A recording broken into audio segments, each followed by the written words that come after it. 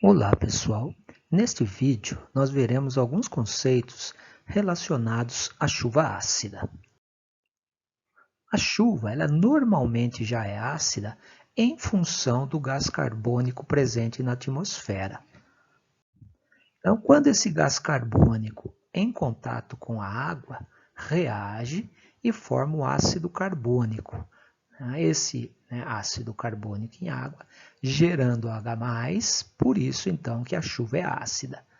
No limite, quando a gente tem esse gás carbônico saturando o meio, a água, e isso depende da temperatura e da pressão, nesse limite a gente tem um pH que pode chegar em torno de 5,5. Em alguns lugares aparece 5,4, 5,6, isso em função da temperatura e da pressão ambiente. Então, os principais contribuintes naturais para essa chuva são relâmpagos, vulcões, a decomposição orgânica e a flora. Então, nos vulcões, a gente tem um teor de enxofre muito grande. Tá? Então, esse enxofre, reagindo com oxigênio numa erupção, por exemplo, acaba gerando o SO2. Esse SO2, na natureza com mais oxigênio, acaba formando o SO3. Durante relâmpagos, raios, trovões, o nitrogênio e o oxigênio, que são os dois componentes principais da atmosfera, acabam reagindo de maneira mais intensa e formando óxidos de nitrogênio. E na decomposição orgânica, que são processos biológicos, aí a gente tem fungos e bactérias decompondo esse material orgânico, restos de alimentos, de florestas e assim por diante, nós temos a formação de gás carbônico e também do óxido de nitrogênio. E durante a respiração de árvores, de flora em geral, nós temos a formação de água, mas que não contribui para a chuva ácida, mas principalmente o gás carbônico. Então, esse óxido de enxofre, uma vez formado, em contato com a água, acaba formando o ácido sulfúrico. Esse óxido de nitrogênio, no ambiente com mais oxigênio, gerando o NO2, e esse NO2, uma vez que está em contato com a água na atmosfera, formando o ácido nítrico e o ácido nitroso. O CO2, como a gente já viu, ele pode reagir com a água, formando o ácido carbônico, e aqui também esse nitrogênio, o óxido de nitrogênio, do mesmo jeito, formando o ácido nítrico e nitroso. E aqui também esse CO2, que vem aí da respiração, principalmente das florestas, também gerando o ácido carbônico. Depois, uma vez formado, quando ocorre uma precipitação, esses ácidos acabam caindo literalmente sobre as nossas cabeças na forma de uma chuva ácida. Lembrando, na escala de pH, a gente tem, quando o pH é 7, a gente tem soluções neutras. Se o pH é menor do que 7, são soluções ácidas. Quanto menor o pH, mais ácido é uma solução. pH acima de 7, soluções básicas ou alcalinas.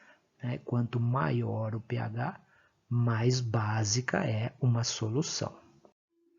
Aqui nós temos alguns exemplos do nosso cotidiano de soluções e o seu respectivo pH. Então a gente tem aí, por exemplo, ácido clorídrico, soluções, 0,1 mol litro de ácido clorídrico, nós temos pH 0. Bateria de automóveis tem ácido sulfúrico. Então a gente tem aí, na escala de pH, um pH 0,8. Suco de limão e demais frutas cítricas tem o ácido cítrico, então o pH é menor do que 7. O vinagre que a gente usa para temperar né? Tem o ácido acético, também, né? São soluções ácidas. Tomate, né? Bastante ácido. Aqui não tem, mas laranja, abacaxi, diversas frutas cítricas têm um pH abaixo de 7.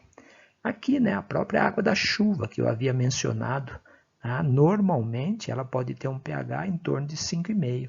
Esse é o limite, né, quando está saturada de gás carbônico. O leite levemente ácido, né, 6,4. A água, quando ela está livre, né, de qualquer outro componente, água pura, a gente tem a água por volta aí de 7. E, né, ovo, né, já um pouquinho acima de 7, são básicos, soda cáustica, alguns tipos de sabonete, leite de magnésia, né, que a gente usa como antiácido estomacal quando está com azia, toma-se leite de magnésia. Né, isso daí combate a acidez estomacal, a azia. Amônia, alvejantes, né, vários aí limpadores domésticos, água sanitária, contém, né, um pH acima de 7, são soluções básicas, né, ou alcalinas. Então, até um pH, né, 5,5 é, né, uma solução ácida, mas a gente não usa o termo chuva ácida. A gente só usa esse termo mesmo de chuva ácida quando, né, o pH fica abaixo de 5,5, né, porque daí a gente tem uma questão antropogênica, né, o homem, né, o dedo do homem intensificando a acidez da chuva. Já houveram, né, registros com pH por volta de 2, extremamente ácido. Lembrando que a escala de pH é logarítmica. Cada um, né, que eu mudo na escala, né, é 10. Então, se eu mudo 2, né, é 10 elevado a 2. Então, isso é 100.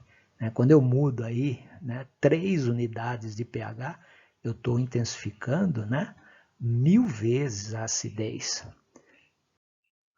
Então, ó, da ação do homem, né, contribuindo, intensificando, né, a chuva ácida, nós temos principalmente, né, os combustíveis fósseis, né, petróleo e carvão. O Brasil usa muito hidrelétrica, né, mas, né, alguns países acabam usando muito termoelétrica. Né, e a queima de carvão mineral, né, tem muito enxofre, né, acaba produzindo muito SO2. Qualquer queima, né, de combustível fóssil, né, acaba gerando gás carbônico e CO. E juntamente, né, em temperaturas altas, né, por tabela, também NO2 acaba sendo formado. Carros, né, automóveis de um modo geral, ônibus, caminhões, acabam também, né, intensificando.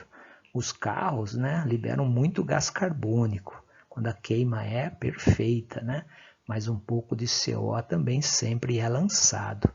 E quando, né, esses automóveis, né, principalmente caminhões e ônibus, que usam o diesel, né, como combustível, também, né, acaba lançando o SO2, porque, né, o diesel, né, ele contém bem mais enxofre do que gasolina. Então, ó, uma vez, né, essas chuvas formadas, né, o que pode acontecer? Ó? Nem sempre uma chuva cai exatamente aonde é, né, a poluição. Correntes de ar podem levar, né, esses poluentes, né, para outras regiões. Já tivemos registros de chuvas em locais, né, não poluídas, né, que tinham uma acidez elevada, né, e descobriu-se que essas correntes de ar é que estavam levando, né, essa acidez até esses locais. Os rios, né, essa água acaba desembocando num rio, um rio, né, desemboca em outro e vai até o mar, né? Então acaba, né, arrastando para outras regiões essa acidez, né? Então, essas regiões aquáticas acabam sofrendo também. Né? Mortandade da vida aquática, né? Estudos já foram feitos. Né? O Canadá fez há um tempo atrás um estudo bem bacana a respeito disso.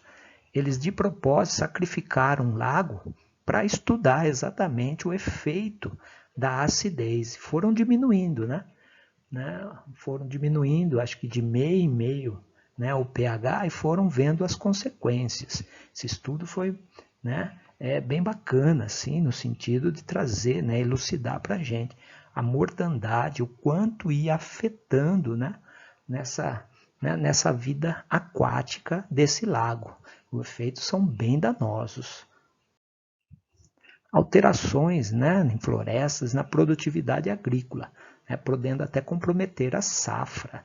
Essa daqui, né, a fotografia, né, de uma floresta temperada na República Tcheca, uma região industrializada, uma região que tem, né, o efeito da chuva ácida. Né? Então a gente vê aqui o efeito, né, devastando uma floresta, né, depois, né, lógico, não é uma única chuva, né, isso ao longo de um tempo razoável, a gente vê as consequências nesta floresta. Danifica também monumentos, né? Principalmente aqueles que são feitos de calcário, que tem um carbonato de cálcio, que é atacado pelo ácido. Aqui a gente tem uma foto mais antiga e uma foto mais recente, é a mesma, tá? De registros anteriores, e a gente observa, né, como a chuva ácida está corroendo, danificando a estrutura, né, esses monumentos. E agora nós vamos ver, né, algumas medidas que ajudam a diminuir a chuva ácida. Economia de energia, por exemplo, né? Cada um de nós podemos tomar banhos não tão longos, né, mais rápidos, apagar as luzes, né, e usar, né, menos eletrônicos, diminuir o uso, né? Isso ajuda na economia de energia, geladeira, né, ferro de passar, tudo isso, né, consome energia no nosso dia a dia. Uso de transporte coletivo. Isso diminui o número de carros, né, no dia a dia de uma grande cidade. Também diminui a quantidade de poluentes. Né? Então, um transporte público mais efetivo, né, mais eficiente, ajuda muito, né, a diminuir esses poluentes. Uso de fontes de energia menos poluentes. Por exemplo, energia eólica, né, dos ventos, a fotovoltaica, né, baterias, etc., também diminui o consumo de combustíveis fósseis. Ajuda também a diminuir a chuva ácida. A utilização de combustíveis com baixo teor de enxofre. O diesel, né, entre os combustíveis, é o que possui mais enxofre. Então, se a gente usar menos, né, carros, né, a diesel, ajuda. E as leis hoje também obrigam, né, que esse diesel tenha um teor de enxofre muito menor. Né? A Petrobras já tem um diesel chamado S10, né, e esse termo S10 é porque ele tem 10 ppm, né, 10 partes por milhão de enxofre, já é um teor, né, bem menor de enxofre do que um tempo atrás. Hoje em dia, né, o mundo, né, está substituindo as suas frotas, né, por combustíveis por carros elétricos. Né? Alguns países já estão mais avançados. Né? E a gente tem uma expectativa aí nos próximos anos, né, décadas, a gente ter praticamente só carro elétrico, né, rodando nas grandes cidades.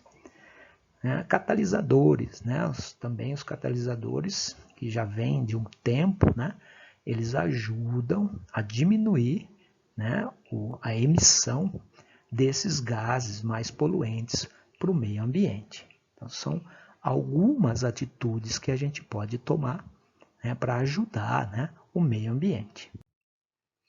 É isso aí, pessoal, todos juntos, né, por um mundo melhor.